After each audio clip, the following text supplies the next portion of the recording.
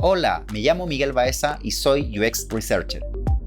Imagínate que un cliente camina por los pasillos de la tienda, toma su teléfono celular y termina la compra en la web o en la app del establecimiento. Y el proceso contrario, de la pantalla al local físico, también es posible.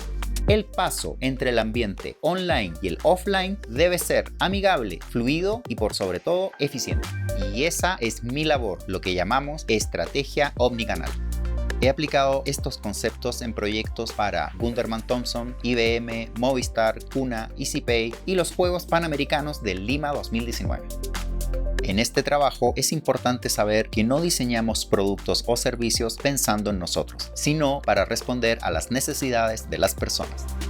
Por ello, debes controlar el sesgo, minimizar el ego y estar abierto a un aprendizaje constante. Con los métodos de investigación de UX podrás conocer a profundidad problemas, expectativas y opiniones de los usuarios. En este mundo no existen mandamientos, cada caso es único y las soluciones irrepetibles. En este curso de doméstica aprenderás a crear un modelo de experiencia omnicanal para el producto o servicio que quieras. Para empezar, te daré algunos conceptos indispensables para llegar a un buen resultado. Después de identificar el problema central de un negocio, te enseñaré métodos de investigación como la observación, la entrevista en profundidad y la prueba de usabilidad.